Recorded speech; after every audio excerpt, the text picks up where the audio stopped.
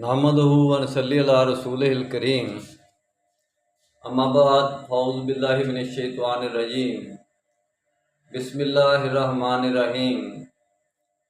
खिलाफत मलूकियत की बात हो रही थी और मलूकियत से खिलाफत के रास्ते की बात हो रही थी कि इतने बड़े आलम दीनों ने यानी कि खिलाफत से मलूकियत का बता दिया, मलूकियत से खिलाफत का ट्रैक नहीं बताया।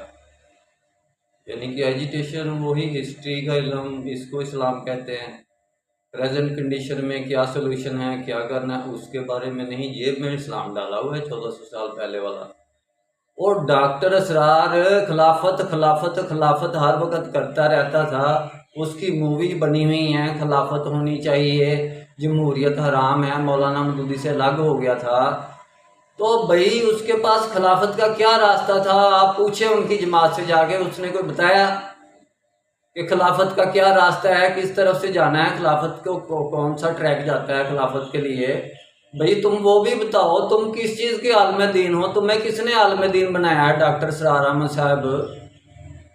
खिलाफत खिलाफत इमामत इमामत करने से इमामत नहीं मिलती, खिलाफत अल्लाह अल्लाह करने से अल्लाह नहीं मिलता। प्रैक्टिकली जब तक आप डायरेक्शन नहीं करोगे लोगों को, आपने मौलाना मदूदी ने कुरान और सुन्नत की दावत को लेकर उठो और पूरी दुनिया पे छा जाओ, इस किस्म का, यानी ये भी मैं खिलाफत से नहीं मिला रहा कि ये ममलूकियत से खिलाफत का रास्ता बता रहे हैं कि कुरान और सुन्नत को लेकर उठो सारी दुनिया पे छा जाओ।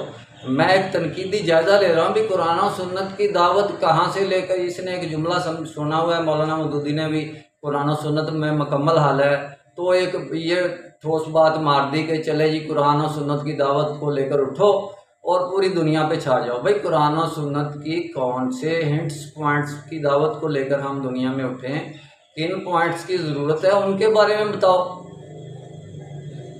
कुरान और सुन्नत की दावत कौन सी है तुम्हारा? किस मकसद की बुनियाद पर तुम कुरान और सुन्नत की दावत दे रहे हो? इस वक्त इस्लामिक वर्ल्ड को किस चीज़ की डिमांड है, उम्मत की क्या हालत है, इसके बारे में हम कैसे यानी कि ग्रो करके यूनाइटी की तरफ आ सकते हैं। और इस्लामिक वर्ल्ड की तो मौलाना मदूदी ने बात की ही नहीं। जितना भी लिटरेचर सिर्फ किताबें बेचने के लिए, और पूरी दुनिया में इसलिए फैल गया कि लिटरेचर फैल जाता है। लिटरेचर को जितना मर्जी फैला लो। मैंने कई सिखों को देखी हैं कि उसने इतनी ज़्यादा किताबें लिखी हैं और बड़े अवार्ड हासिल किए हैं, नोबेल प्राइज़ तक हासिल किए हैं, बहुत सी किताबें लिखी हैं। बल्कि सिखों के अलावा और भी बहुत से ऐसे लोग हैं यानी कि मैंने देखे हैं कि जिन लोगों ने किताबों लिखने के मामले में यानी कि बहुत से अवार्ड हासिल किए हैं।